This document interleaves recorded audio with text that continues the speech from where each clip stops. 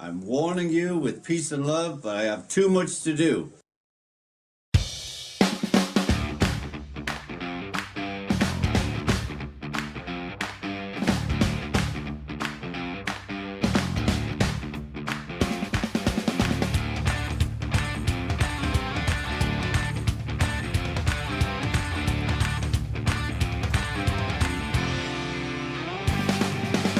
Welcome to episode 324 of the Blathering Live. I'm Ken Napzok here on a Thursday night, kind of the main show around here. It's one, our Super Bowl or WrestleMania. It's what we build to every week, and I have nothing tremendously planned today because it's been one of those weeks. Doesn't mean it's all bad, doesn't mean it's all good, but we're glad to be here with you. It feels like a Monday. That's what I think that's where I'm kind of going with right now. It feels like the week is starting, but we're almost done. Tonight on the show, we will take your sinful confessions. Did you commit a faux pas during the week? A little light sin? A social sin? You can call in and confess your sin, and Father Steve, Pope Steve, and I, and the audience will determine if it was a sin and what you have to do to make up for it if it was. That's what we do here. Also, if you need advice, as always, the advice lines are open. I don't know if we have I don't know if we have a voicemail today is what I'm trying to say. The words coming out of my mouth, but that line is open too. Call in the show, becoming a channel member, Patreon supporter, and all that jazz. Regulars checking on in here. Oh yeah, look at that. I did this thing. Oh, look at this. What is this thing? Okay. I don't even know what this is. Let's bring in producer Steve here. Producer Steve. Oh, I kicked you out. See this thing, Steve? What thing? What are we looking at? What's the thing? You got the Shoomers on. What are we talking about? I do. Yeah, okay, yes, I saw this. What the hell are these? I don't know. So I switched something on. And I switched. YouTube was like, you can do this for your live streams. Like it's like Twitch. It's like bits and stuff on Twitch. And you guys are bringing your. I got 3,000 joules now. What is the joule to pound sterling conversion rate, Ken? I'm not quite sure. I know it does cost hard-earned money from all of you, and I appreciate all that kind of support. Yeah, look at that. I'm going to like them on YouTube. This is exciting, Steve. It's a new development. It is. It's very exciting. It's like Christmas morning. It's like you're getting new things. Like things are happening on the screen. This is all very exciting. There's colors. There's bright colors on the stream. I think that's great. Thank you to Triple Leah coming in there. That's kind of a newer name. Oh, hi. Apocalyptic Rar waves at us. Adam Knight, the Outlaw Adam Knight, sends 1,000 joules in a loot box. A loot box from Scarlet Wolf. Oh, this is impressive. And Triple A, Triple A, 1313, Triple E 1313. Call in, explain the username. I like that. There you go. Okay, there. Eli's got the answer for me. I put this on. I didn't even know what it was, Steve. This could have been anything. Joules are digital items that viewers can purchase in bundles to send a variety of gifts. This whole thing's a grift. Variety of gifts on eligible creators' vertical live streams. But this is it I don't know. Freudian slip. I don't know. Oh, are you vertical too? Are we horizontal and vertical? Are we? No. I could do the vertical stream. I don't. The problem if you do the vertical stream, it doesn't look right. It'll just be like down the center of our shoulders. Yeah, right. Yeah, that's not us, Ken. We're not down the center. We're not shoulder people. Hey, we're not shoulder people. Appreciate that, everybody. We've got. I always say we got a lot to get to in the show. I don't really know what we got to get to tonight, other than we're taking confessions. I think we got one confession coming in tonight at least. So if you want to confess a sin, call in and let us know in the private chat that I'm here to confess a sin. Two big stories that we do want to talk about, Steve. And this guy here, Inge Bea says or asks, is Ken eligible? And I guess I am. Look at that. When you say eligible, yeah, I'm proud of you. You got the sounder working. Good for you. Yes, I completely. I wish I had more sounds, but I finally have them all in one spot. That's pro level work, Ken. Thank you, Tim. So yeah, now I can be really extra annoying. Can be really extra. Yeah, no, that's good. It's okay. This is part of the thing. This is every radio show has to build the library as it goes, and now that we've got the logistic, now that we have the technology, Ken, have the technology. Yeah, no, this is going to get annoying fast. Don't worry. I have 8 pages on the Rodecaster Pro 2. Most of them are full, but I can clear some stuff. I'll move Pat's theme song to another one. There we go. Poor Pat. Your theme songs to another thing. James Holmes gifting 5 channel memberships. Use those channel memberships. Call in. Be a new caller. I'd love to hear some new folks calling the show, but I love our regulars. We got some of our regulars here tonight. 2 big news stories out there, Steve. One, the world is still standing. It's still spinning. Our feet are on the ground. There was a theory that yesterday, we'll say conspiracy theory. Some might call it a hoax, but a theory that yesterday the Earth was supposed to basically stop, right? Gravity was supposed to stop. Yeah, so according to the internet influencers, Ken, I guess is what we'll call them, because they don't like to be called conspiracy theorists. Because to them, this is to them it's real. Damn it. The theory, Ken, was that for a period of time yesterday at around 9:33 a.m. Eastern time. Okay. The time zone that the world revolves around. We were all supposed to experience a loss. Don't look at me that look. We were all supposed to experience a loss in gravity for something like 30 seconds or some undiscriminate amount of time. I'm looking through the story here on people.com because that's how you know it's really important. People.com wrote a story. NASA came out and made a statement yesterday morning like, it's going to be okay, everyone. You don't have to tape grandma down to the floor. Like, it's going to be like everything's going to be, we're not going to float away. But no, this was like a thing. This was amongst the online community on Twitter, so to speak. Oh, love that.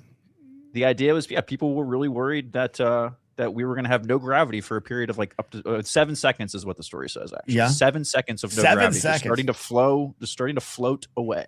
So that with the lack of gravity, we go up. Right, we don't just spin into the ground. Yep, we go up. Right. All right. So, how fast? So I don't know. See, that's a great question because like they say there's not a lot of gravity, like on the moon, for example. Right. It's like a third or whatever it is of here.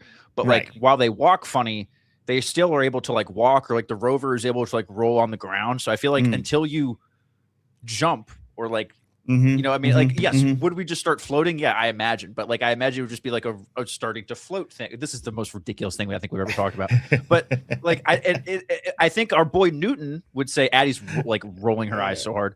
But I think our boy Newton would say, unless we jump straight up, or unless we just jump, we're not going to just go barreling into space. Right. Object in motion tends to stay in motion. So I'm sure gravity probably has something to do with that. This is probably the dumbest I've ever sounded, Ken. But I'm fascinated why this becomes a thing, and I have the story up. It was a hoax falsely attributed to the hoax falsely attributed the warning to secret NASA data. That's the thing I love most about this. That Project Anchor. That's all. I got some information. So my question is, Steve, now I'm guessing, 7 seconds of gravity loss, we go spinning. Okay. We're done. You and I launch fast, but let's say it happens slow. Let's say there's a little bit of like, for how long are you thinking the rapture is real? Oh man. Oh, that's okay. Oh God. I think my first thought would be I got into some old mushrooms or like LSD or something that I wasn't expecting. You know what I mean? That would be my first thought. And then if I saw like the dog floating and the wife floating or whatever, then I'd be like, okay, let's really make sure this wasn't the good stuff. I think the panic on other people's faces would. Okay, so like now we're 2 seconds in. Yeah, I would say I would think I would like be 3-4 seconds in. I'm thinking to myself, oh shit, do I need to start like asking for forgiveness, this kind of stuff. Right. But then I'm thinking like gamma ray burst or some shit. Like, I don't know, like we're going into a black hole. Yeah. Then my mind would go to like some cosmic anomaly and we're all going to die here. Shortly. Okay. Do you believe in the holographic theory, the holographic universe theory, that this is all just like a hologram? Yeah. The only holographic things I'm familiar with are like Charizard, Blastoise, Venusaur. Or the stickers in Upper Deck baseball card packs. That's a good one too. Yeah. Or on holographic. Holographic sports cards always look kind of lame to me. I don't know. I agree with you. I had to research the holographic theory for the channel I used to work for. Spent 3 weeks into that. Even had sat down. What is that? It's basically that this is all like we're on a CD, and that you and I are just it's a hologram, and it's tied to black holes. You said black holes, and made me think about it. And I spent 3 weeks having to research this, and it's over my head. And I had to sit with my friend Matt Key, who's like a philosopher and has studied this kind of stuff, and he kind of believes it. He kind of believes it. So a lot of people do. So Steve, you and I might not be real. Might be hologram. But how do they explain free will at that point then? Like, are they those people like, oh, you don't have free will, all of your thoughts are predetermined anyway? Like, what are we doing? No, it's I when I first heard about it, I was like, oh, this is great. We're gonna have some fun with this. And then the more you dive into it, it's like some legitimate people are like, yeah, this is probably true. And it might twisted my mind, and I just turned in the script.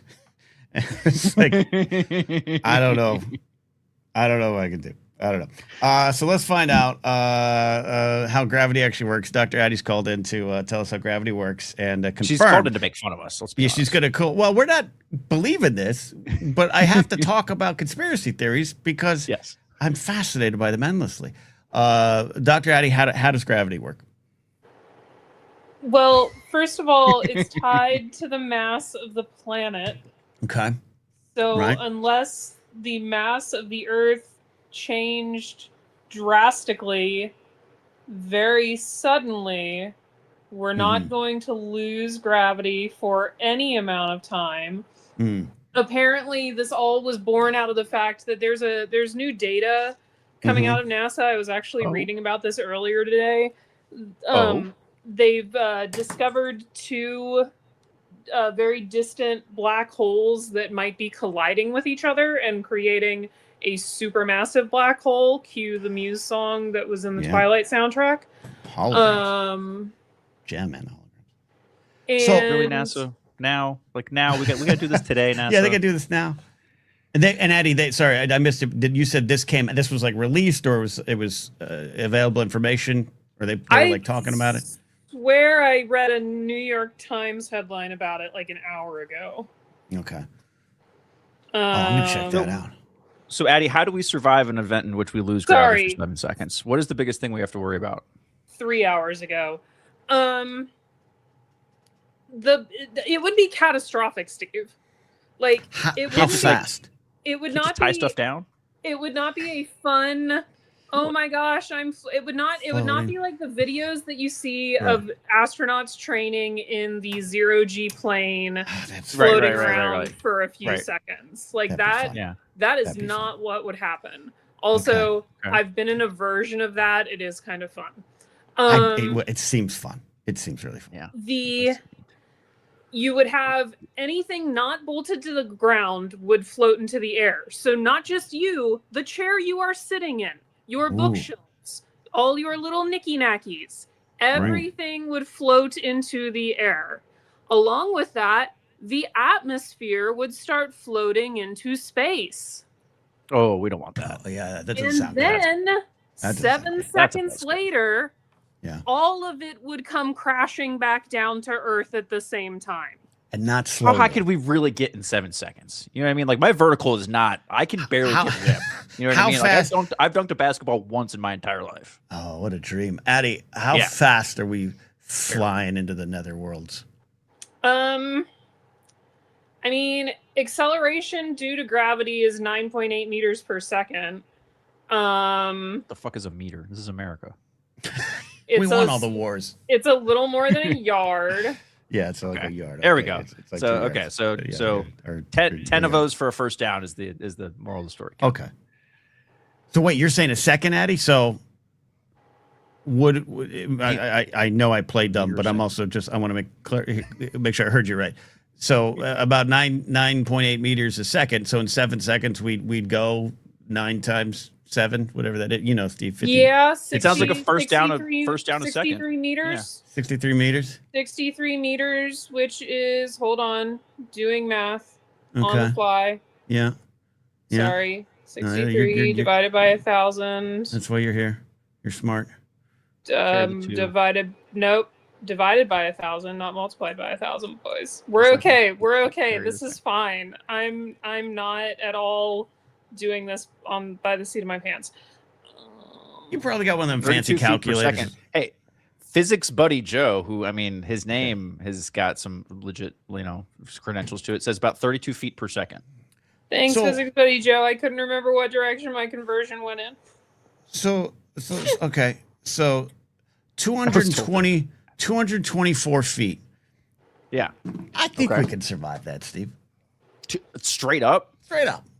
Oh, not unless you land in like Have you ever fallen off Yeah. a 3-story building? really soft bush. No, I almost jumped off a 5, but you know, Jesus Christ. Get that. I'm saying, you know, it's not as fast as I thought, is what I'm saying. Now, I thought, boom, we're in space. I will say that all of us indoor cats are probably going to fare better than people who are outside when this happens. Yeah, are you hitting the ceiling? You're going to hit the ceiling. Your building's not going to go anywhere. Your building is going to be anchored to the ground. If it's built right. We're good. So we're good. Yeah. Yeah. Okay. Yeah. That's a good point. Imagine a world where all the introverts win, Steve. Right. All the introverts win. You probably do They'd have to be be so worried happy. about being crushed by your furniture, either up or down. That's true.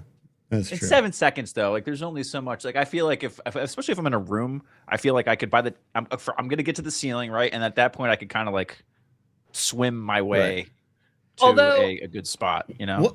If it was 6:30 in the morning yesterday morning, I'm just imagining Ken on his air mattress floating to the ceiling and then being like suffocated between the air mattress and the ceiling. I don't know. I thought this air mattress actually might work well for you there, especially when you're coming back down. It'd be the bounce. It'd be fun. Right. Addie, what happens to the oceans? All water up? That's a great question again. Thanks, Steve. Oh, think of all the I'm poor gonna animals. say I'm now please understand that everything I'm telling you right now has been researched in the 17 minutes since you started talking about this. Yeah, but your 17 minutes of research is worth 32 years of mine. I'm gonna say nothing good because I do believe that gravity is part of what holds the water down. But also it is unclear to me whether or not the Earth is continuing to spin in this scenario. Okay, right. That's what I was thinking. Which is going to, I think, to make a difference to I believe that the water will rise, whether or not it completely escapes the Earth and doesn't just like come back down in like a massive just a like boom. Yeah, I'm imagining like day after tomorrow, Godzilla versus Kong level. Yeah, like blue whales and those weird sharks at the bottom of the ocean. You know, the cover in Shark Week. You know, they all come up and then splash back down. You'd have to hope, Steve, that they land in the same spot. That a blue whale doesn't land on Akron. Sorry, people of Akron. Yeah, man, poor Akron. First LeBron leaves you twice, and now Ken's throwing blue whales on you. I mean, the good news is the Earth is 70% water, so like the likelihood of a blue whale landing where there wasn't also water, like probability is on your side that it still lands in a body of water. Alan Smithy points out a good point. That water lands, the waves it might create could also cause the problem, right? Oh, easily. We're probably easily looking at tsunamis. Ooh, yeah, it's not good, Steve. I do have good news. Okay, what's the good news? The good news is according to NASA. Well, aside from that, we're talking. We're about preparation here, right, Ken? Yeah. So the good news is that according to NASA, which again, you know, believe what you want, the gravitational attraction of the sun, the moon, and the Earth, which does not impact Earth's total gravity, but does impact our things like our tidal forces, is well understood, and any major changes that would be catastrophic could be predictable decades in advance. So maybe they're just not telling us. Maybe they're not telling us. Maybe they've told us. Maybe it leaked out. They've told us that the Earth is slowing down. I don't think they'd hide this from us. We all are, man. Yeah, we all are. Elbows hurting, knees hurting. Well, look, important thing is they do always tell us about these meteors after they've passed us. To be fair, well, always like, guys, you know, there was a big one that just went by. It just barely missed us. Like, you know, thanks for telling us. NASA is famous for the idea that like, is there anything we can do about it? Then it's not worth telling them. Like, all right, they want to. It's a safe bet, right? Well, no, it's there's no point. I mean, famously during the Apollo 13 mission, when they were still shallowing on their re-entry into Earth. And Mission Control knew that. They said, "Is there anything that we can do about it?" And the guys at Mission Control said no. And the flight director was like, "Then they don't need to know, do they?" I like that information. I like that. I agree with that take. I think that's good. We got some great questions here, Addie. Thank you for this impromptu science. James Holmes, just reading a book about fossils. What a Thursday night. James Holmes says, could birds still fly with no gravity, Addie? What's happening to Addie? What's happening to the birds? Yes. No. Let's just assume birds are real in this case. No, because your birds. Lock birds cameras are flying. Bird flying is entirely due to wind, and the atmosphere is going to be bleak. Oh, the atmosphere goes up in all of this. How does that look? How's the so let's say Steve and I are in a birds plane. might be the first casualties. Oh man, poor little birdies. Steve and I are on a plane coming back from watching the Miami Dolphins win the Super Bowl. Oh, and that's the worst place I think you could be in all of this. The plane's probably going to go into space, right, with the atmosphere, and ain't coming back. Sucked out. Probably not sucked out, because planes are not as high in the atmosphere is higher than the planes. Like there's Space more. Space is what, like 50-ish miles up, 70 miles up? Oh, now straight you're up. Pull up No, you don't have to actually look it up, but we can go. I mean, there's a lot of layers of the atmosphere above where planes fly. Right. Yeah. Okay. So you'd think after me watching 5 seasons of For All Mankind, I know this, Steve. You'd think. So let's say the atmosphere in 7 seconds flies up. Okay. Does the plane then get to just fly higher? No, I think that is a fantastic question. I think the problem is going to be the coming back down. Like, you are going to need planes are not going to be able to fly at that altitude because of how thin the air will be. Yeah. Okay. If the atmosphere is getting moved up with them, it's like the planes are just going. It's the bubble theory. Ken is just like, I could go. You know what I mean? Right. It's moving with the plane, right? So yeah, but Steve, once some of that atmosphere escapes into space, I don't think it's coming back. Fair. See, I don't think it's coming back down. Yeah. So the ocean and the blue whales are coming back down, Steve. Atmosphere? No. Yeah, not once it escapes into space, because once it is broken free of what would be traditionally Earth's gravitational pull, there's nothing to bring it back. So then would the new sky be higher? I think Steve knows what I'm thinking. I know exactly. We're just making it's just the bubble bigger. Yeah, exactly.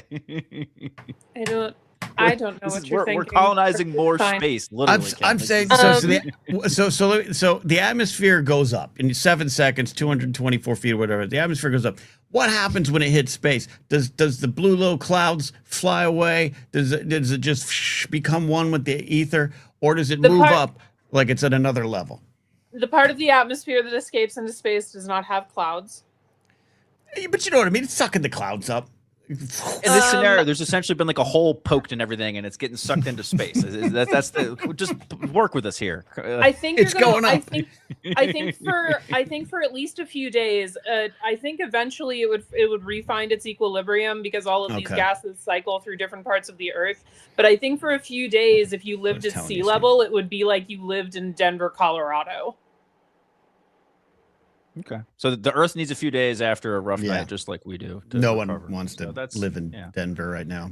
Oh, the Earth will always take care of itself, Steve. I take solace in that fact when I think about things like climate change. It is not a matter of whether or not the Earth will survive what we do to it. She will be fine. We will not. It's like the Earth's trying to get us to go. That's what it seems like. That you pack up, party's over. It's like a bouncer at the end of the night. You guys are out here. Yeah, she has all of the processes by which she will regulate everything, and everything will go back to the way it was. We will just not survive the new era. Are we still calling it Mother Earth and her and everything in this administration, in this regime? Like, is she home taking care of the kids and everything, doing what she's supposed to do here? Or are we, is that? I think it got changed to Mother Earth, her Mother Melania. I think that's what it was. Okay. Officially. Just making sure. Yeah. Thank you. I appreciate this is great. I think I learned a lot today. Yeah. Which to be clear is easy for me. It's easy for me, Steve, to learn a lot. To learn a lot. Thank you, Dr. Addy, for this. If you have any sins to confess, of course, later, please call back. But I appreciate the impromptu science. This is amazing. I've been trying to think if I committed any sins in the last 4 weeks that I won't be made fun of and told weren't sins. Well, that's a good thing. Well, right? Yeah. You think they're sins, and we're like, nah, you're good. Anyway. Can't imagine not liking good news. Jeez. Yeah, it's good news. All right. When you get it. Thank you. Dr. Addy, go back to reading about fossils while listening to the show and rooting on your Tampa Bay first place Rays. They are not playing tonight, but thank you. Ah, man, they're a good team. Dr. Addy there. We got some sins to confess in a little bit, but also we're going to talk about the other big story, but I got a quick one here. This is a great super chat, I think, transition, because we're learning a lot in this impromptu science statement here. The obscure essayist, 1948, says, "Hey, Ken and Steve, hope all is well. I must confess that until somewhat recently, I didn't realize that the Beatles name is a pun. Are there any basic trivial things that you learned late in life?" I think the only thing I can really go to right away is that Arby's, RB roast beef, Arby's. I didn't learn that till like 2 years ago. I'm learning both of these things right now. How is the Beatles name a pun? I don't get it still. It's not spelled BEET. It's beat like Beatles. Oh, the no, I Beatles. got that, but Yeah. I never once. I just thought that was like a British thing, like armor. That's a good point, actually. I mean, That's a I'm good point. not very smart, Ken. Yeah, I don't know what to tell you. I've only been to London. Sorry. Once. But the Arby's thing for me with The Arby's, no, that's not. I didn't put that together. To me, this is like I said this the other day. This is like seeing when you see the arrow in the FedEx logo for the first time. Mhm. You can't unsee it kind of thing. I'm never gonna look at Arby's the same way ever again. Yeah, America's roast beef, yes sir, is what Arby's says. Laser You just made that up, Laser Bolt. You just made that up. That's if he did that. That's great. If not, he should be in marketing. Like, I mean, if he made that up, he should, Yeah, that's something I learned. I don't. This is great. There are probably more that would pop into my head, but Yeah. Okay. Okay. Yeah, I'm trying to think of another. anyone one in the that's audience got one? Let us know. What have you learned? I mean, I just learned the Beatles, so thank you for that. Thank you. I swear to God, like that just clicked for me. I didn't think that was like a drum joke. I choose to overlook it because of my dislike of puns. I have to accept it as a big Beatle fan. You're a closeted pun lover, and we all know it. Man, you have, I'm halfway through season 2 of Ted Lasso, and happy to report a lot less puns as the first 2 episodes. Yeah. Yes, but overall, like, what are your thoughts so far? I love the show. I'll probably have a serious conversation about it at some point. No, it's I would love to do a Ted Lasso talk with you. That'd be great. It's not just when it was sold to me initially. First of all, again, jokes aside, I'm not going to relitigate it. I don't like the sport, soccer, football. No, right, don't like it. So when people are like, "Oh, it's Jason Sudeikis and he's a soccer coach in England," nah, I'm good. I like Sudeikis, but I'm good.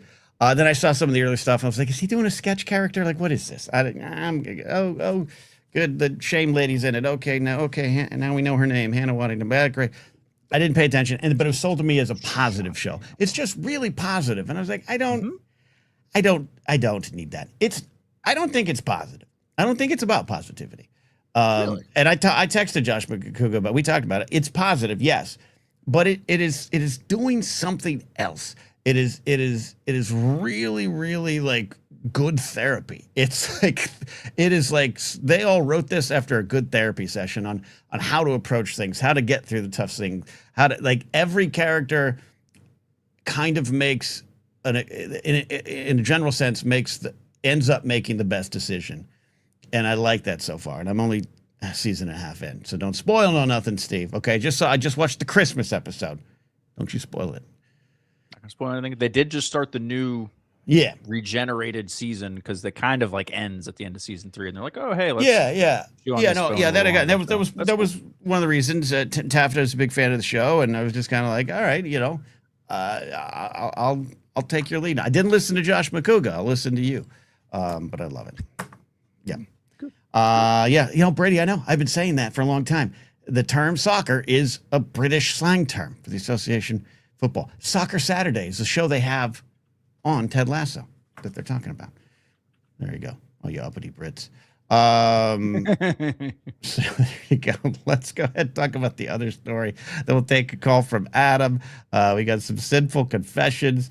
Jared, the TIE pilot, he's one toke over the line, sweet Jesus, and he's going to talk to us. Addie might have a sin to confess again. It's a fun show here. You're saying, yeah, I'm probably a little blurry. But the internet's just, it's been hot in Burbank. When it's hot, Steve, my internet's blurry.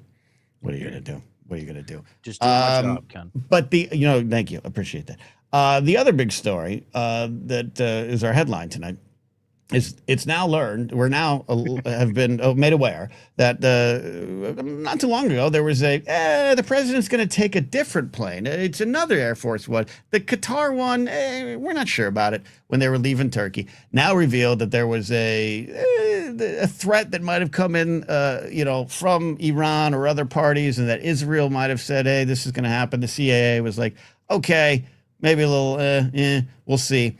And the president was taken off of Air Force One in a food delivery truck for an airplane and he goes in and he flies out another plane. That's the headline. If that was just the headline, Steve, thanks for bringing this up. Hides in a catered truck. There's a video. There's a video. And there's also, I watched an interview with an AP photographer who was like, yeah, I've been doing this for 20 years. I've never seen like a airport food truck of Air Force One.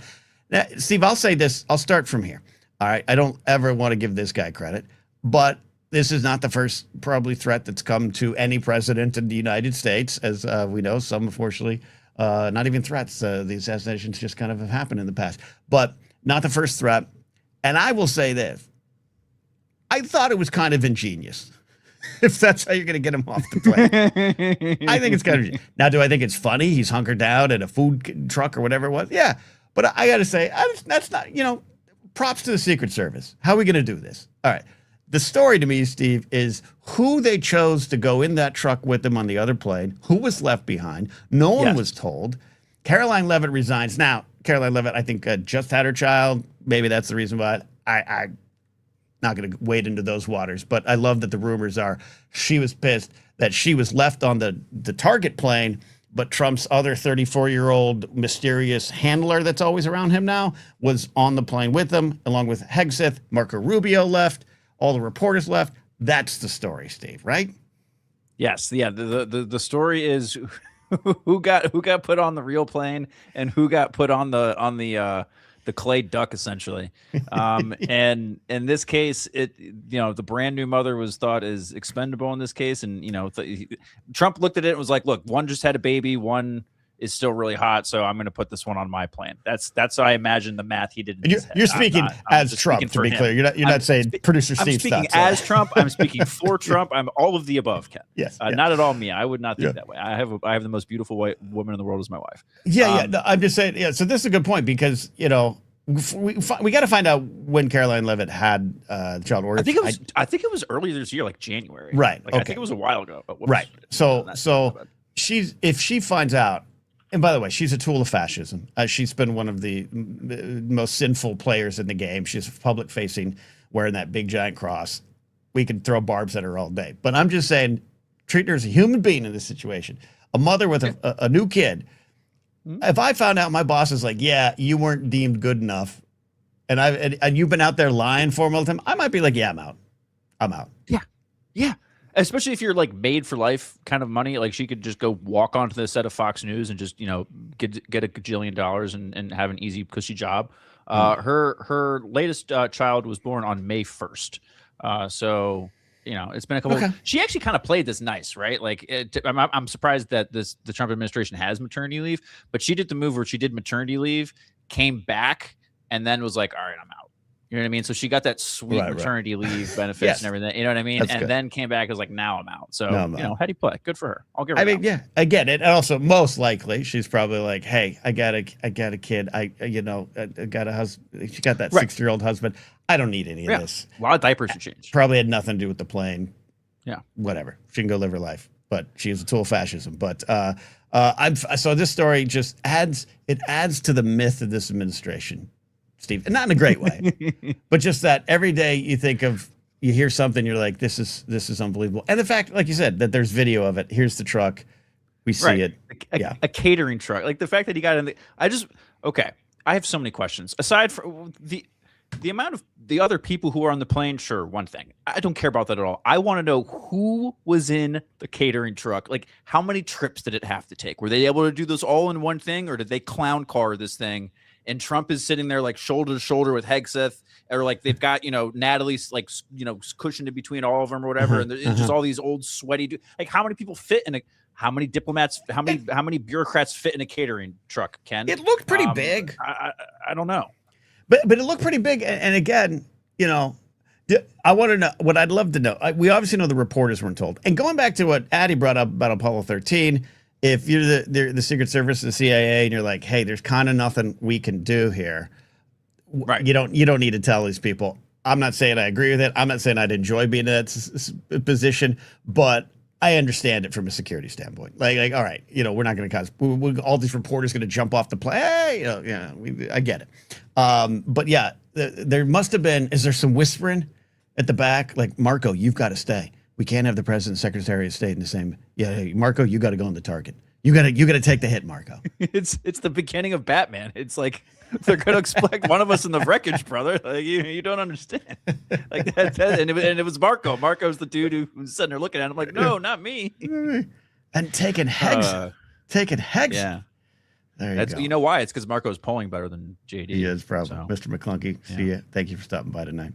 Anyways, I don't have nothing more to add on this. I think it is hilarious. Abernathy says it's hilarious. And it says, I love all the people he abandoned her clutching their pearls. I mean, but it just, and like, again, I'm sure stuff like this has happened in every presidency. I'm not saying that to be fair and balanced or both. I'm just saying I get it. I'm not ignorant enough to think that this is only happening to him. I'm just saying it is the season finale of Veep that we all didn't know we need. Yeah, that's what it is. And unfortunately for this administration, it's literally just a Tuesday. But yeah, dude, you know how many times they probably used Marilyn Monroe as like a decoy, like in the middle of the Cuban Missile Crisis or all this other shit. You know what I mean? Like I'm sure JFK was doing all sorts of crazy, shady stuff. You know what I mean? Like this is nothing. But yeah, no, the fact that 2 weeks after the Odyssey comes out, Trump like has to use a literal, figurative Trojan horse to get from one plane to another. It's just a whole. Part of the Denver airport conspiracy theory is that I think it was like 2012 or 13, Obama was redirected and sent there, and people and people are like, oh, clearly that's why there's the bunkers and there's the Illuminati there. Again, something I had to research for the old job, which was fascinating. So I know this stuff has happened. Anyways, in chat, let us know who would you take on your food truck. The food truck draft. If it's the Blather plane, if Blather Force 1 is in the air, flown by laser bolt, by the way. That's any plane that you're in, by the way, Ken. Any plane. It could be a Cessna. But if we're on an Air Force One, if we're on that, Steve, sorry, buddy, you got to stay behind. We can't. I know you got family and kids, but jeez, if the Wangers are threatening to take down my plane, and I'm going to sneak out, you got all things need to look normal, and you got to be on that plane. It's Bane. I'm telling you, this is the Dark Knight Rises all over again. It's they got to make it look believable. Like, dude, this is it. We need to look at his Netflix account. Like, he probably watched the Dark Knight Rises on the way over, and was like, Pete, they got it figured out. This is what we'll do, and I make sure we leave Marco behind. It's all this Top Gun last year, Batman this year. I'd love to find out. I haven't read all the reporting. Was this something that they were like knew as he boarded Air Force One? They knew they were going to do this, or was it on the plane and suddenly like, oh, this just came in. What do we do? What do we do? Both lead to a ingenious move to bring the food truck over for me, but like that's what I'd like to know too. And my final vision is him ducking down next to some like cans of like peaches and all this stuff or whatever you have on a plane. You have peaches on planes, and just the Veep end credits music playing that where and he's just sitting there with Hexeth The right, girl, right, the right, right. credits Someone's roll. holding a bag. Yeah, the nuclear football is like it has like something spills on the nuclear football bag or whatever like that.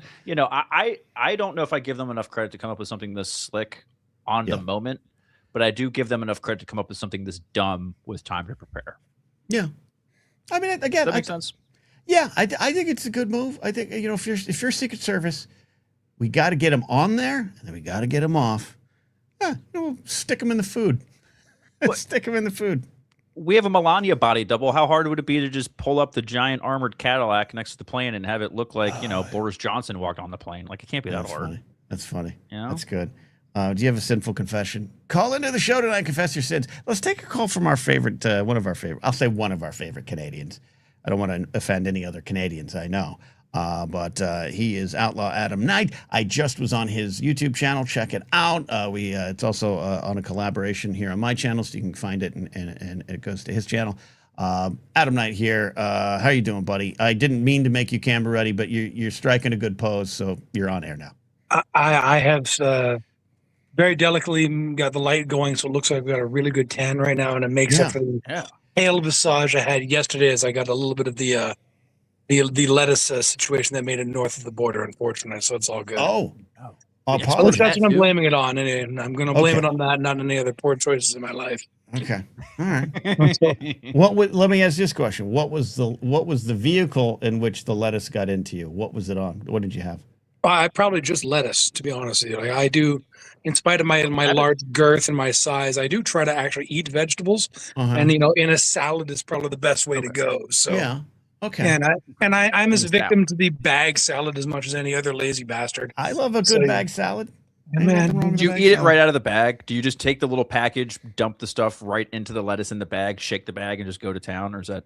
I've been guilty of that on occasion. I'm not going to lie, but as my girlfriend has been polite to remind me, I don't actually have to eat like a Neanderthal. I can get bowls and use things, but it's all good. I use a mixing bowl. I have a big mixing bowl. I put my a big salad mixing bowl is good to go. Because that way it makes me, when I dump out the bag, it makes me feel like don't say dump.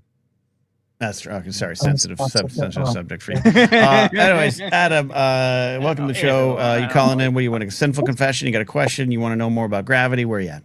Well, I was going to do a sinful confession already, but then the way Dr. Addy was lecturing all of us, like petulant idiot school children, with that tone of voice.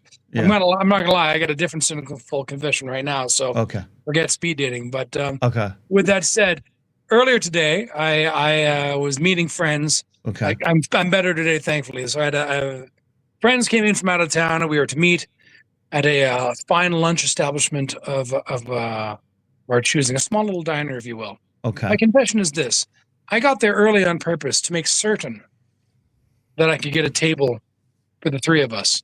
Okay. And it is a small place. It only holds, let's say, 25 or 30 people. So I got there just before the lunch rush, knowing they would not be there for another 45 minutes.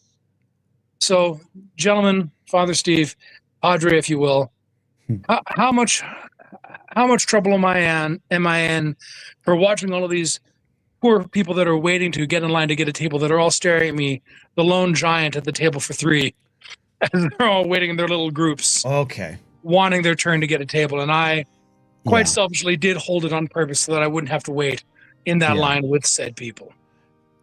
Okay, so let's reset the scenario here. You are meeting two friends for lunch. You go to a popular local eatery here. Yeah. I'm sure in Canada you got like one or two, right? Just whole country comes to one. Behind Nook Nook's igloo, yes. Yeah.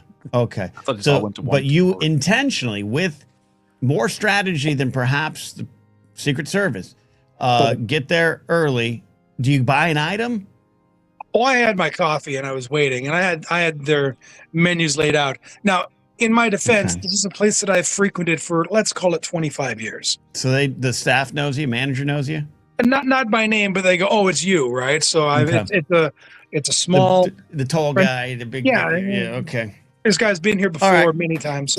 So okay, so you sit down, you buy coffee from them. I do. Okay, so you made a purchase. You have two other menus in front of you, so you're indicating other people are coming. That's right. But 45 minutes during a lunch rush, did anyone approach you? You're an intimidating guy. I don't think anyone's going to approach you. I got a couple of snarky eyebrows from gentlemen of a similar size that didn't bother approaching, which, we are Canadians. It's unlikely that's going to happen. It's not over something like this. Anyway, we do have some manners still. I don't No think one's that's dropping very good. gloves for this. I don't think you should be doing that, man. Okay. All right. So, hey, fuck, buddy, what you doing over there? So what happened? Your friends showed up? Yeah, eventually they did. They did literally show up as the lunch rush was ending. So people were like coming in and out. They were flying in, so their flight was a little delayed. And I'm like, screw it, I'm still going to show up at the same time anyway, and wait it out. All right. So Steve. How many Hail Marys or burpees do I have to do in order to make up for this? Let's find out. Let's find out if this was even a sin. Steve, start the analysis of this situation. All right. Well, this has a few layers to it. The first is, I mean, from the get-go, holding a table with a person sitting at it for 4 during a lunch rush, small establishment. A little bit of a dick move on the surface, okay? Just, just from the surface, right? Like, we're not, this is just without context, right? Yeah, without context. But to be fair, did you really know that you're going to be sitting there for like 45 minutes? Or is more of like hey, I'm going to get there, maybe this is a 20-minute thing tops, and just kind of got away from you? Or, because if you tell me that you knew this was going to be like, I'm going to sit here alone for an hour, this is going to make you look a little worse, and you're going to be in like a different layer of hell. I anticipated 20, 30 minutes tops. Okay. 20 to 30 minutes, but it ended up being 45. Okay. It ended up being 45. Okay. 30 minutes to me is a little, I think the line here is 20 minutes. Yeah. To be reasonable. But here's the thing. Okay.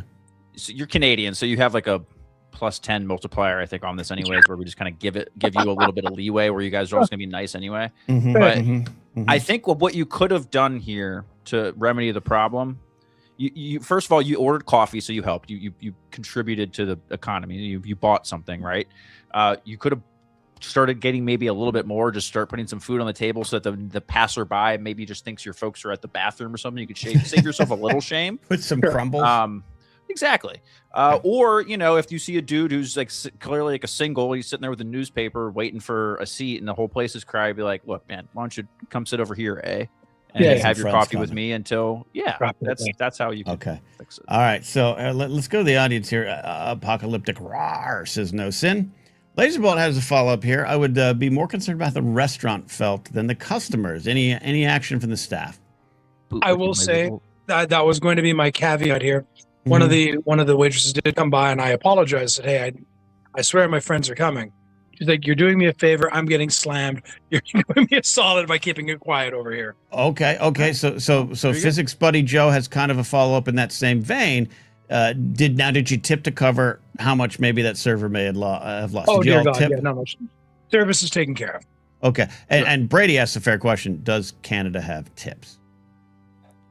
You guys do, right? Because we do. Yeah, we do that into you, right? Yeah, we do have a tip culture up here, which I both agree with and disagree with at the same time because I've been overseas and I've seen how it works quite well without it. But sure, no, it's fine. Like the ladies in the establishment were well taken care of. Yeah. Okay. So and Jared's feeling sin on this one.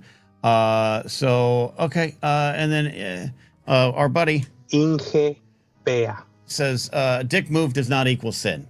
So, all right. True. That is true. Steve, let's render our judgment here. We got another confession behind this, so I want to make sure we have time for that too. Where do you go, Steve? I love our friend Adam Knight. But I think part of that love is also holding your friends accountable. I think this is a sin, Adam, not in that you did something wrong intentionally. But you were kind of like this was like a sin of byproduct. You know what I mean? This is something that got out of hand. I think in hindsight, this is one of those things you take a shower the next day and you're like, oh, I could have done this, that, and the other thing better. And the whole diner would have sat up and clapped. And so now you know for next time. But I think by being here, you've done your penance, you've learned things. And you had the intentions of only holding that table for 20 minutes. So you're not a monster, but I think we can all agree things could have been handled better. And so in that way, I'm going to say, this is a sin, but you came here for forgiveness and I forgive you, child. You're forgiven. Laserbolt says inclined to say no sin, especially since he's aware of what happened. I think that's part of it too. Though, anyone coming here is aware of what they've done. That's why they're confessing the sin. But I think in the moment you were very aware. Adam, I think you're good from my point, you're good, but maybe some community service at a restaurant, at the charity that the restaurant prefers. That's fair. And perhaps I'll just use them for future patronage again as well, but not as during his busy. There you go. Fair. Yeah, you know what? You go. You find that waiter again. You find her, and you give her a nice tip and clean up the table and be nice customer. You're good. You're good in my mind. Very good. Right. Well, you know, right. I appreciate you gentlemen's time tonight. Thank you for being able to catch you live for a change. Yeah. No, have a great time. Glad you called in, and thanks to Jared the TIE Pilot's gift membership for making that possible to you. Very kind as well. All right. Take care of yourself, guys. All right. Adam Knight down there, up there, I should say, in Canada. We got another sin. Let me see. Is she camera ready? Thumbs up or yeah. Okay. She is. All right. Taffy D back on the show tonight. Taffy D here, looking adorable. Big birthday girl tomorrow, Steve, is Taffy D's birthday. Wow. Wow, you're one day away from Friday the 13th, huh? Wow. Close. How's it going? That would have been cool. How's it going? Good. Going good. This is exciting. You have a sin to confess. I know a little bit about it, but I want to see how this plays with Steve. So, Taffy, darling, please tell us your sin. Well, like, I'm aware, that I've sinned. I essentially lied, and I don't really like lying, but I felt like in this particular moment that I had to save a little bit of face. And so I guess I'm just looking for a little bit of reassurance and forgiveness from the universe. So there is a gentleman who continuously takes me out on like the worst restaurant lunches, ever, like takes me to steakhouses and places that I don't ever really like. It's not him. Not me, Steve. Not me. Not me. Had me fooled. Not me. This is just a friend that I've made moving out here and is in the community, in the art community, and he has been trying to help me get a job at the prop store, which would have been fun and would have been exciting. But turns out they also are kind of, old men. Looking for maybe not necessarily the work I'm looking to give, So anyway, he didn't have like the best track record. And so he approached me. He was like, hey, the prop store is doing another party. Would you like to go? Even though you don't like them. I was like, yeah, well, they're pieces of shit, but I can make it awkward. So let's fucking go. So I find out later that it's actually like his birthday night. And for me, it's like, I don't really want to spend a birthday night with this gentleman when he didn't say, hey, it's my birthday. Come hang out with me. This thing, he was like, hey, let's go do this stuff. And oh, by the way, it's my birthday. And so I had to lie and say, by the way, I just found out I have a client meeting that night. To be fair, I do have a client that is Australian based, so it would not be completely unheard of. Possible. But I did lie and was like, I have to go meet my client and I can't go with you to this thing. Simply because I felt it was weird to do a birthday night with this gentleman who is married. So I lied. Yeah. I lied. And Steve, you picked up when she said this company is run by old men. She left out the word creepy. Now the guy she's talking about isn't necessarily creepy, Taff. He's just funneling you into the creep. He's I don't think he's completely ignorant of the fact that a lot of these people aren't the best in the company, but it's kind of when I went to that comic shop and you gave me the job was like, he's an asshole. And I was like, well, why did you give me that, put me in connection? He's like, because you needed a job. It's like, well, right. Something, something. The company you keep, So that. It was weird that like after the fact he was like, by the way, it's also my birthday, and I was like, yeah. So I had to back out of that, and I don't like lying, and I like being. I'm very upfront with people. I have no problem being that way. But with I didn't want to be like, it's kind of fucked up, dude. It's kind of weird. And then perhaps. Maybe something legit does come up. Yeah. So Steve, the proposed sin is lying to get out of a situation. That's the surface, and that could maybe be a sin. We can answer that, but the situation, the full context, is probably something that has to factor into this decision. Yeah. Full context always matters, Ken. I love context. I see this as this. I'm going to first just flatly say I'm going to say no sin, and this is going to sound hypocritical because usually I'm the guy that's like lying is a sin. Technically, we're I don't want to fence sit, but here's why. And I think and I don't conflate this too much, but I'm just an analogy guy. Okay. This is to me like is it a sin if you're walking down the street and, you know, some woman is, you know, comes up to you and just starts talking to you randomly and is like, hey, pretend that you know me kind of thing, like doing that move? I've had that happen to me actually in my life before. So like, it was like a weird, like fight or flight kind of response. Mark Ellis and I had that in a bar outside Seattle once. Yeah. Is she sinning because she's trying to save her life essentially? No, she's doing she's self-preservation in this sense. I don't think is sinful. You know, you use words to get yourself in a more comfortable situation. You don't want to put yourself in a bad situation. So no, I appreciate the nuance and even asking this really, because there is that level of like, well, you did technically lie to someone, but it's. I mean, this is like 3 red flags of like boom, boom, boom. So like, I trust your instincts at this point. There's as Apocalyptic Rawr says, creepy situation avoided. Good job, Taff. Yeah, I think, and you preserved this particular person isn't necessarily the bad person in the scenario. Though, I mean, there's Jared said he's married for now. Addie was right to say the whole situation gives me the ick. Yeah. There's that, but. The whole situation was a problem, and you preserved a little bit of face with him, his face more than yours. Yep. You have to worry about yours, but I think it was a good lie. I think it was a good strategic use of a lie. It was better than sneaking out the back in a food truck. Which I mean, I kind of almost would do that though, because I do have really good food at this place, and that was kind of the dilemma. I was like, well, the food's really good. So do I do a little creep for some really good food? But, you know, I feel like I'm past that. I'm no longer in my 20s and 30s. So okay, but I'm in my 50s, and if you were going to this party and there was really good food and you had the ability to sneak out the back, say into a Nissan Rogue with a bunch of the food that we could go enjoy, is that possible if you smuggled in Tupperware? Yeah. No. What is it, like Home Alone 2? Put it in your purse. Put it in your purse. By the way, Ken, when you're 50, I don't think you get to say you're in your 50s. You're just. Well, I think 50. Technically. When does that start? When does that start? Okay, when does that start? 51st birthday. Because you're not. You're like. Okay. I think you know. Look, man. I'm doing you a favor here. Oof. Trying to help you. All right. Okay. Yeah. Yes, I'm going to say yes to your scenario there. Because 50 is a lot closer to 49 than 59, and when you say in your 50s, I think 50 to 59. So I'm like, you know, just you're 50. All right, you're 50. All right, I'm 50. All right, honey, do you agree with that? I kind of zoned out after a few seconds. I'm so sorry. That's the story of my life. It's fine. That's fair. Thank you, Taff, for confessing the sin. You are free. What are you going to do with your soul being free tonight? I don't know. I guess I'm actually going to have to find some sin. I would normally be smoking the devil's lettuce, but it's not a sin here, so I guess I can't do that. We'll figure it out. F you, Greg Abbott.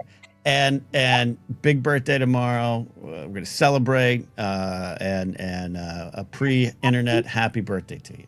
Karaoke, it'll be good. It'll be a good time. Steve, can you guess what band she's going to do at karaoke? I won't even worry about the song, but a band. You're asking me this question. I'm putting you on the spot. Thank you for that. Anyone in the audience, can you guess? Give me a decade, Taffeta, at least. Like, throw me a bone. 70s and 80s? Yeah. Okay, that's fair. Rock bands? Yeah, I figured once we went down that. There's also some late 80s hip hop, so. Okay. I love these choices. Inge Bea. Oh, that's God. Muse. Boston. I don't think it's Boston, but it would be so funny if it was. Up there singing More Than a Feeling, that would be hilarious. Slayer is funny, but Guns N' Roses. Sure, let's go Guns N' Roses. Guns N' Roses. Night Range. I do love Sister Christian, but that's not it for today. No, I tend to lean towards Cheap Trick and Van Halen. Okay.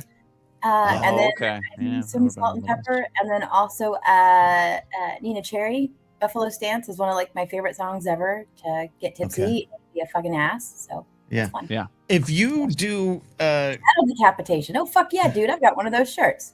See, all right, Maddie knows what's up. He kind of gets it. Maddie knows. Maddie knows. In fact, Maddie, you could swing by the comedy show we're going to be at tomorrow night to celebrate the birthday because you're in town, you UK friend of ours.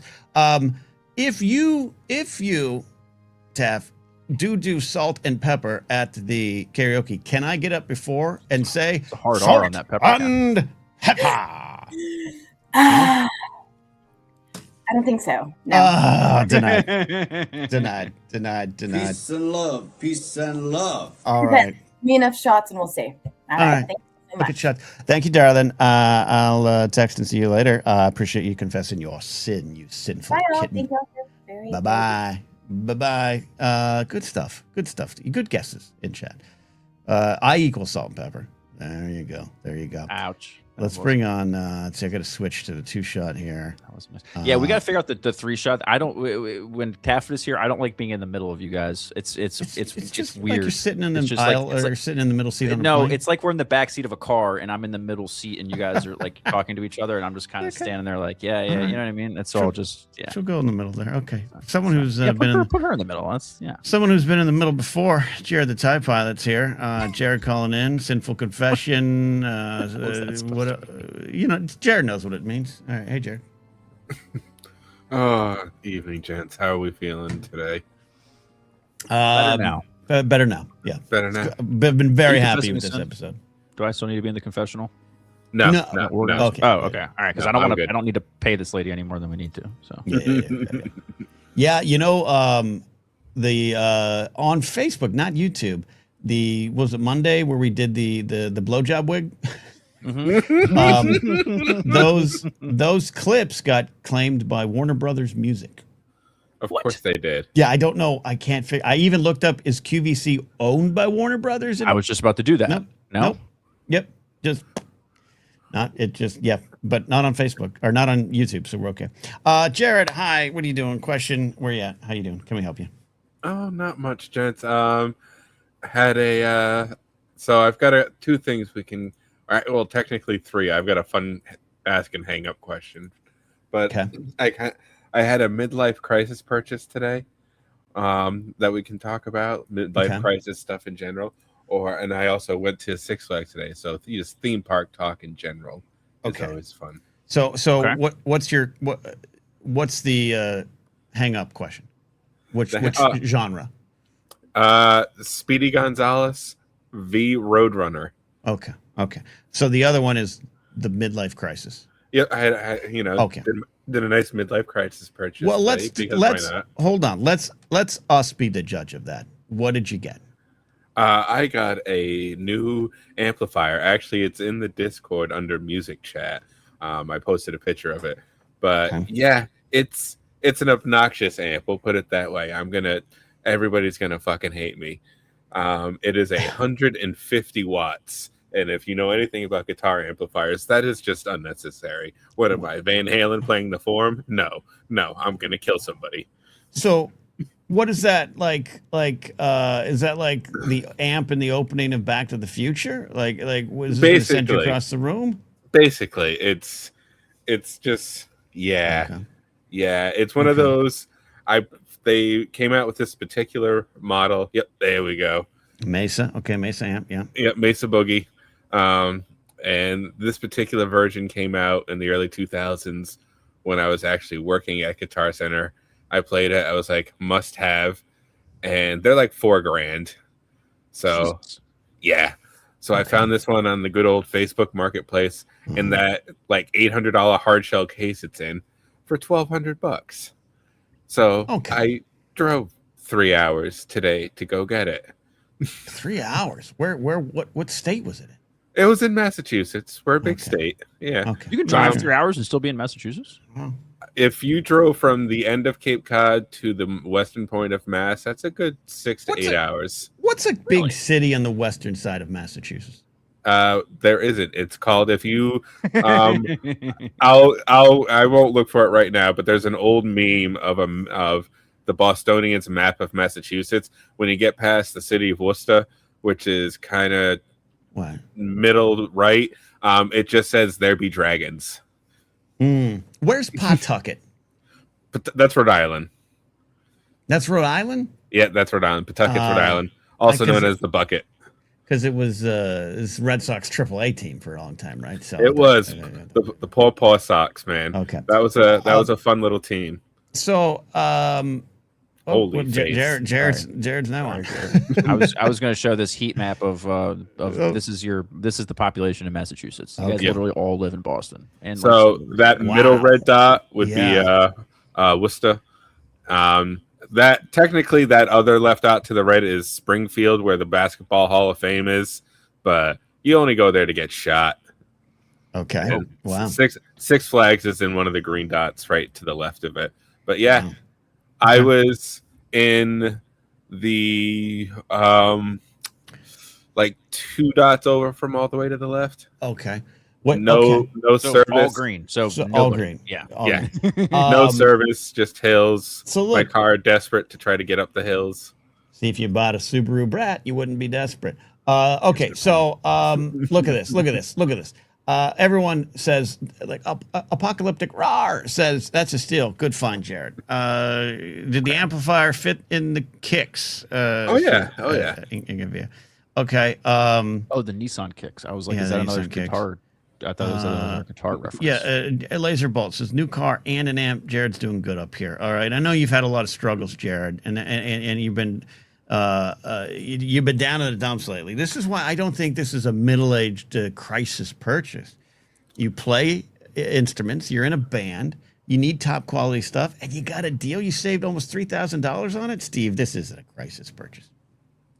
No, this is an investment in yourself purchase, Jared. Yeah. I like that. I'm gonna use that one on it. Yeah. So no, don't worry about it. Don't worry about it. When you get to use it in a show. The 22nd.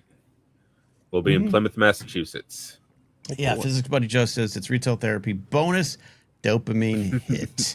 Yeah. So okay. No, I think you're clear. You're in the clear, my friend. You're in the clear. Nice. Go ahead. Hit us with your other question here. So when I was at my local, as I call it, even though it's a 2-hour drive on a normal day, Six Flags today, as I was doing my normal walk around, I was thinking, gentlemen, when you go to your theme park, whether it's one you like to frequent or even just a general theme park thing, what is the plan of action?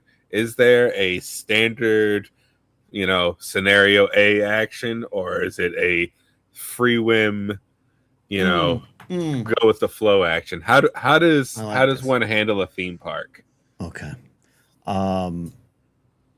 See, I'm trying to think of. This is only a question about Disneyland for me. I mean, I've been to Knott's and Magic Mountain and the one Universal Studios, but the most for me is Disneyland. And I generally do like to have. You know what? It's like an NFL game. I script the first 5 plays. Yes. Perfect. And then the game's on, and then we go where we need to go. That's a thing in the NFL? They script the first 15 plays usually. Yeah. The offense does. Yeah. So that's my take. I if I'm at Disneyland, I usually don't. I'm not there for the opening, for the rope opening and everything. I know some sort of. If I'm with someone that needs a locker, we set up the locker situation. Then we get some kind of taste treat. A breakfast-related item, not a big breakfast, but like a hot chocolate and a muffin or whatever that might be. And then usually I'll try to hit what I think might be the big line of the day. So it might be Indiana Jones, might be Space Mountain, and I try to get to those first. And then the rest is... And then I have that lunch, I come back in, I know places where I want to eat if I'm in the park. Other than that, I'm wide open. Fair. Stevie? I haven't been to an amusement park in a really long time. That's fair with your situation. What a sad life. I know, dude. But I did go but we have King's Dominion here in Virginia, which was a Paramount property for the longest time. Okay. What's a King's Dominion? King's Dominion is like a Six Flags, but it's a one-off. Like there's no other versions of it. Essentially, I believe it was a Paramount property for the longest time. They had a lot of like Nickelodeon stuff there. They had some. Like Bugs, but they had Paramount, Warner Brothers, some other stuff like that. But there was some branded stuff. But they had a water park. They have roller coasters. Okay. It's pretty legit. It's where you been? Below Busch Gardens. It's not Disney or anything like that. Six Flags bought King's Dominion. Sure, whatever. But it's all kind of in that same level, right? Because we also have Busch Gardens in Virginia as well. Anyway, I went in college. I think was the last time. Wow. And I went to both, King's Dominion once, and I went to Epcot and did Drinking Around the World. that needs planning and like logistics and responsibility and all that kind of stuff. You know, you start in Mexico, get a tequila base, work your way up to England at the end, and then you just drink yourself sick at the end. But anyways, no, Kings Dominion, we would usually start with you get really, really high, and then you in the parking lot, and then you go in and you get a funnel cake first, and then you sit and wait in line for we used to be called the Dominator. It was the Dale Earnhardt roller coaster, Ken. Yeah, Dale Earnhardt had a roller coaster. Yeah, and it was really cool because you would like pass out a little bit, like it was like a thing, like you would black out at the bottom of it because you're pulling like 7 Gs or whatever shit. And then so that was really cool because that was the one that had the lawn line. Like you knock out the lawn line stuff first, right? Yeah, and then you let the flow of the park take you where it takes you. It's like where then you just kind of looking at the flow of the crowd. What are we into? Right. But first thing I always did was got a funnel cake. Every time, always gonna get a funnel cake. Don't like funnel cakes, but oh my god, you don't like funnel cakes? I don't like dough and sugar. That's too dough. Yeah, too much dough. You're out. That's how we know you're a government plan right there. That's just awful. Last night, Taff and I were in the Santa Monica Pier. They have funnel cakes. She was like, "Oh, funnel cake." I was like, "Yeah, I'm gonna break your heart," but no, not for me. So we didn't get one. But yeah, it's just too much. It's too much dough. Too much dough. But I feel you on the specific snack. I love funnel cakes, but I don't do a funnel cake at my Six Flags. I do the Dots ice cream. The ice cream of the future? Yep. Ice cream. It's the Spaceman ice cream. I've never had those. It's good. I like it. It's it's not bad. I had Space Pen, but I never had Space ice cream. Yeah, I Space Pen in the parking lot too, and I bring the Space Pen into the park, and they have a little smoky area. Different kind of pen, but smoky area. There you go, different pen. Good stuff. Now I do say it, and I haven't been to Disneyland since 2020 was the last time. The apps make it easier now, right? You can wait times and everything, so that might change how I approach it the next time. I thought you were talking about like dating apps at first. I was like, what do you mean apps? Like, what apps? Like, so what are we doing with apps? I haven't been to a park since we used apps. So what are we doing with apps? You scan things. There's games to play, maps, real time. Yeah, it's a whole thing. Yeah.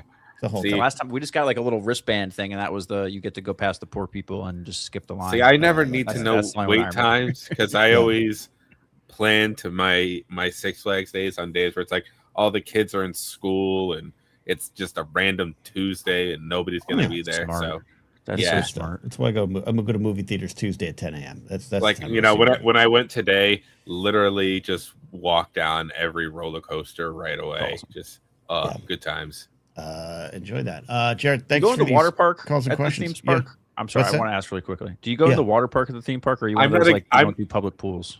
I'm not against it, but I haven't gone into the water park in probably a decade. It's just that's good. It's one of those.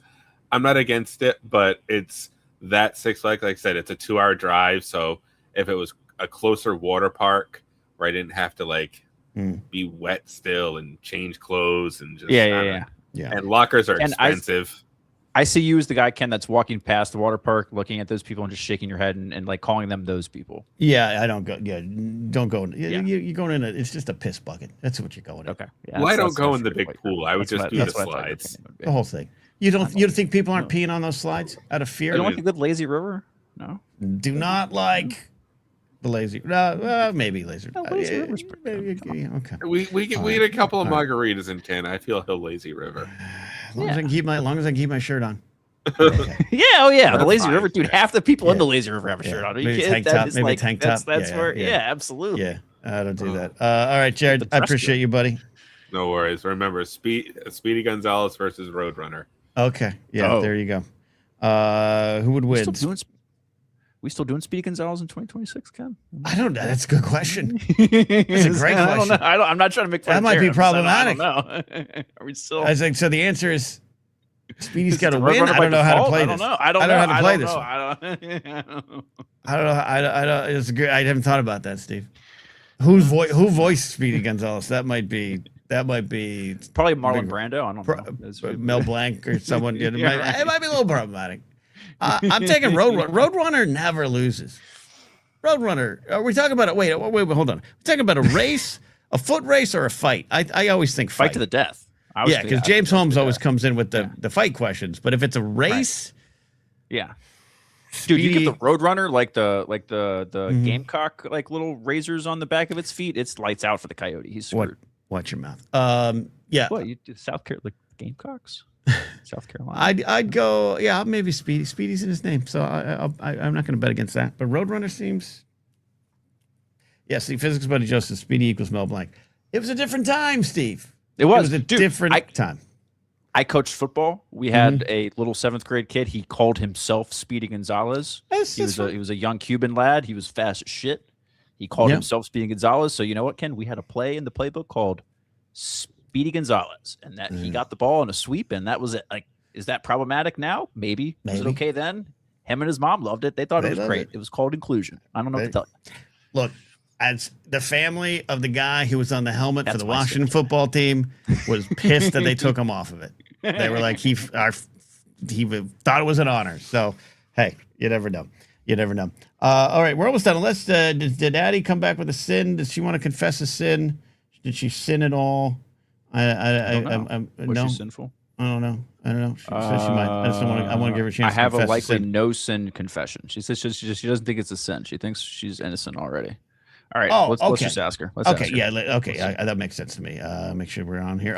Dr. Addie, welcome back to the show. Thank you again for teaching us how gravity works. I got a question. Oh, that's right. What if Steve and I are in a roller coaster and gravity stops? Are we just flying into space? Oh, you're flying. We're good. You're probably flying. No, you're probably flying into space in the car. Yeah. No, but the car's attached to the track. No, it's not. And the track is attached to the ground. Sure it is. We go upside down on the damn thing. That's science. Because of centripetal force. And because I safety think they're regulations attached say a the little cart has to be attached to they get stuck upside down. Yeah, I think it's somewhat attached, but I don't trust it. I think Addie's onto something here. I think we're breaking free. But I think if the Earth's gravity stops and you or I are on the X2, Spider-Man we're flying. In the cage with the Yeah. It's absolutely attached. Yeah. Okay. I will die on this hill. I think you were flying in space. Okay. Addie, you don't think you've sinned? We'll find out, I guess. Okay. Thank you for that. So there's a woman who lives in my building. Okay. Who I believe is certifiably insane. Okay. Steve might remember her in the group chat. She's the one who was singing to the movers that I tried to send you all a video of last year. Yeah. And she sings to the snowplows and just generally chases people as she walks around the people. She will chase people down, like aggressively talking at them while she walks around the parking lot of the building. Okay. So, and yeah. She also is just out there like mumbling to herself. Got it. So this isn't just someone having a bad day. No, and she's always like this, to the point that like her almost harassing behavior has made it into Google reviews of my apartment complex. Oh, that's Steve, you got to find those reviews without doxing Addie. We got to find those reviews. We got to find those. That'd be a great 1-star review. I never thought about that, Steve. 1-star apartment reviews. That's something. I mean, I don't know how I don't know what the gamify of it nature. No. That is a good. That's all a right, good angle, all right. man. So what's the action here, Addie? That is not sinful or possibly sinful. So yesterday morning, It's like in the show. Took I plugged in one of the cables that we talked about on Monday, and I went for a walk. Right. And I was walking around my parking lot. I purposefully avoided where she was. Okay. Then I treated myself to Starbucks and a trip to the grocery store for going on said walk. And coming home, noticed that she was still out and about, put in one of my AirPods to walk into my building and then just completely ignored her when she tried to talk to me as I was walking in. My gut reaction is no sin, because often the earbuds I have are old and they die about 2 minutes into my walks, and I just keep them in so I don't have to talk to anybody. I think it's a good, it's a polite way to tell people to F off, right, Addie? It's the do not disturb on your ears. I only had one in. That's fine. So yeah, the danger the one in that they that could see, you know, like where are you facing? The danger in that is she could think that you're speaking to like a government official. If she's a little, you know, she'd be like, who he's talking to? Yeah. Ooh. What if God was one of us and had an earbud on the other end of that? I think you should have a cup of tea with this lady, Addie. I think you should. I mean, I don't know. This might. Yeah. So Tuesdays at Maury's sounds worse than it sounds, but I think there might be like there might be something there. Mitch that's album, like, you right? know, there might be. Yeah, I think we should interview this lady. Apocalyptic roar says no sin, but you're not obligated to talk to anyone. I agree with that. Sure. I agree with that. So Addie, I'm going to say this: no sin. However, follow-ups here. Physics buddy Joe says maybe she's just lonely. Laserwolf says, I bet that lady has an interesting history. Yeah. Is there a scenario where you would, when you're prepared, mentally ready for it, having an okay day, that you try to engage her in conversation to see how far you can take it? No, not in an insulting way, not in an aggressive way, but just like let's find out what's going on here. Every conversation I've ever had with this woman has been slightly unhinged. That's okay. Let's shoot her shoot, man. That's That's a lot of fun. That's a lot of fun. Right, exactly. The first time I ever met her, the first time I ever met her was on the day we were all moving into the building, because the building was brand new when I moved into it. And she walked up, did not introduce herself, did not say anything. She walked up and informed me that she had a hole in her bathtub. Okay, could be a little above you. No. Oh, okay. Good point. That's a Nice good question. been looking out good for question, it. Steve. So that seems to be, that's like maybe somewhat on the normal side. But that kind of started the slippery slope. Well, and after that, like, it's just been weird encounter after weird encounter where, and like I said, I've witnessed her singing at people, like basically chasing them in the parking lot. Yeah, that's not good. So what I would suggest is because this could be a little bit of a danger, maybe not physical danger, but there could be. It's a tough situation. You don't know what's going on in that brain. But talk to her enough to where you get some information so that later on, if she accosts you and you need to get out of it, you can feed that information to her and she'll feel as though, oh my gosh, yeah, I know that. And then boom, you bolt. I've done this in my own line of work. You get me, Steve? I think. So in my own line of work, there was one time there was a male transient. We were going to talk to him. He was a little bit out there. By that I mean a lot out there. And we got into a screaming match, and he was yelling and stuff, and he was telling me, because I'm trying to kick him off the property because he wouldn't listen to my officers. And he tells me at one point, they're watching us. The O.J. Simpson satellite is watching us, and they're watching you, they're watching me, they're watching this. And if you want, you can get a frame, you can pay for a photo of what they're seeing. And I'm like, okay. We get him off property. It was a pretty aggressive situation. Maybe 2-3 months later, get a call, same guy. And I don't want to yell at him. I don't want to get into that situation. So I kind of go up and I kind of listen to him. And I go, hey, man, I need you to kind of step down, to go off the property and head down the way. He's like, I'm not going to do it. I'm not going to do it. I go, hey, they're watching you. Have you ever heard of the O.J. Simpson satellite? And dude goes, he's like, right, he stops. He's like, yeah. You know about that? I was like, yeah, man. And if you want, you can pay for a photo and they'll send it to you what they're watching. But they're watching this corner. You should go. Dude fucking left my property with a wave and thank you, sir. Like, that's what I'm saying, Addie. That have something in your back pocket as an exit. What do you think they're doing with the OJ satellite now? What is the OJ satellite doing now? Like, what is it? I don't know. And I don't know where you send the money to get the photo. I got to tell you that. Well, to whatever his face, whoever wrote the guy, what's his name? Forgot his name. The guy who's the dad of the woman. You'll get there. Killed, Ron Goldman's dad. Okay. There we go. Goldman. There it is.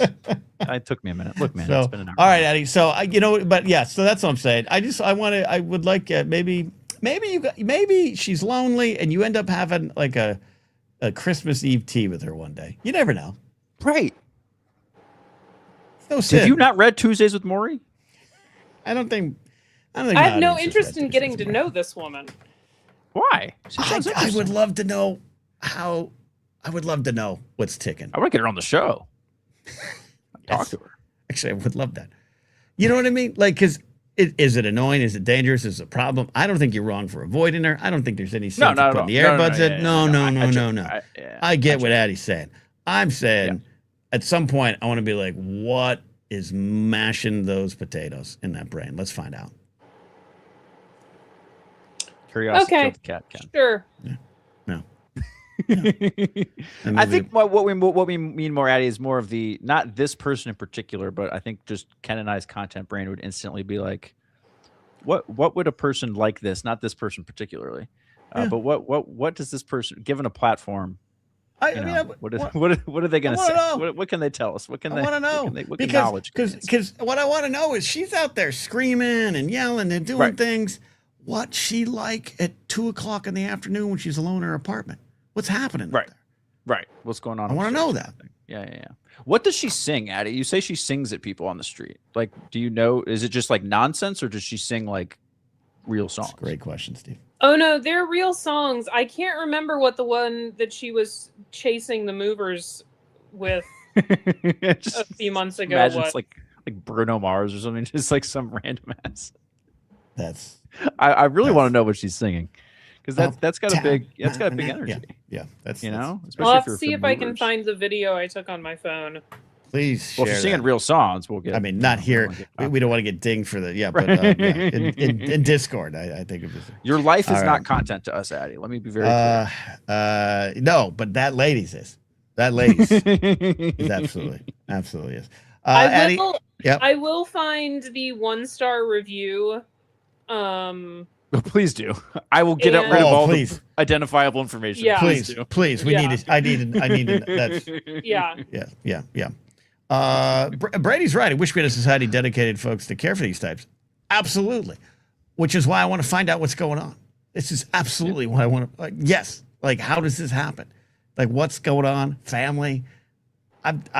My 4 years at the farmers market. There was a lady that kept coming by.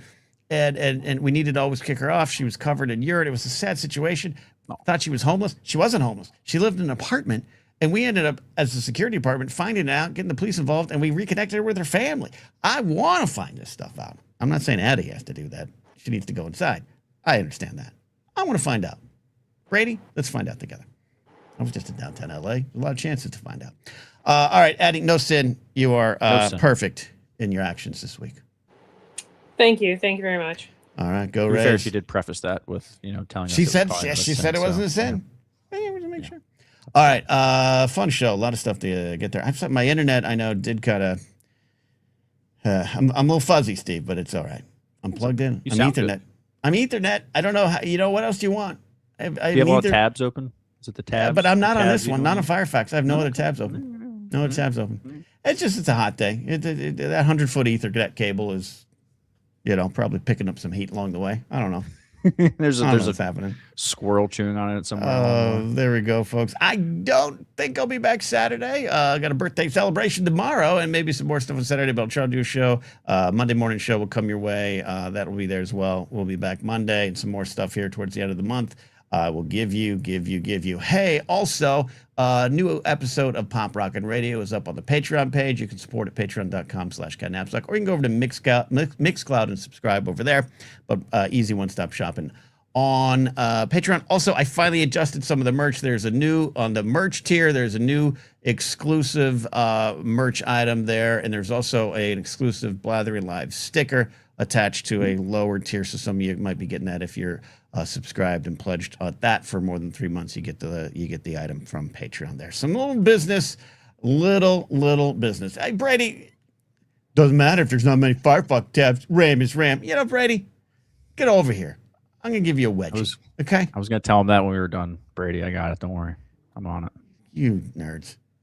I know. Go play D&D. Hey, by the way, we'll do D&D again next week. That was a lot of fun. All right. Fun. That's it. I got to find the right one. I changed everything on the pad, Steve. Everything on the pad I'm is. warning you with peace and love, but I have too cut much the wrong to wire. do. Yeah. All right, here's some booze for Yeah, you. oh, that's not the music. That's not the music. Was that Ellis? Boo! Yeah, that was Mark Ellis. Boo! That's funny. Inge Pea. There it is. There's the one. All right, everybody. We'll see you next week or next time. Bye. Boo!